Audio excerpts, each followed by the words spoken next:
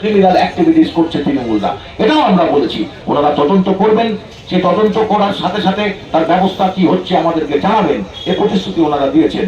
আর তার সর্বশেষ বলি, 21শে জানুয়ারি যে মহাসমাবেশ আমরা ডাক দিয়েছি কলকাতার রাজপথে, সেই কলকাতার রাজপথে সমাবেশে আমাদের যে অগণিত সম্মুখীন না হতে হয় সেটা দেখভালের দায়িত্ব ডিস্ট্রিক্ট সুপারিনটেন্ডেন্ট পুলিশকে আমরা বলেছি, যাতে কোনো বাধা আমরা অতি অভিজ্ঞতা বলে।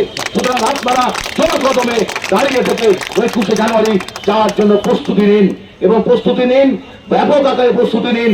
আমি এক জেলা সভাপতি হিসাবে বলছি, কোন ধরনের যদি আপনারা 21শে জানুয়ারি যাওয়ার ক্ষেত্রে বাধার সম্মুখীন হন, সাথে সাথে আমার নামে আপনারা ফোন করবেন, সমস্ত ব্যবস্থা আমরা করব এবং পুলিশ প্রশাসনকে দিয়ে করব গণতান্ত্রিক পদ্ধতিতে।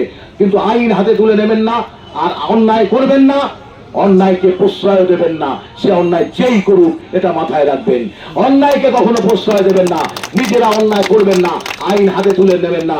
এই আহ্বান দেখে আজকের এই ডেপুটেশন আমি সমাপ্তি ঘোষণা করছি।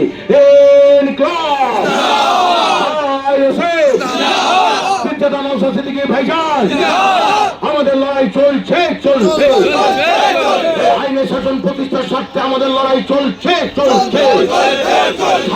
শাসকের আইন নয়, আইনের শাসন প্রতিষ্ঠা করতে বাধ্য, প্রতিষ্ঠা করতে হবে। শাসকের আইন নয়, আইনের শাসন প্রতিষ্ঠা করতে হবে। এই দাবিতে আইএসএফ লড়ছে, লড়বে। 21শে জানুয়ারি মহাসমাবেশ সফল করুন। 21শে জানুয়ারি প্রতিষ্ঠা আইএসএফ এর প্রতিষ্ঠা বার্ষিকী সমাবেশে দলে দলে যোগ দিন। চেয়ারম্যান নওশাদ সিদ্দিকীর জনসভায় দলে দলে যোগ দিন।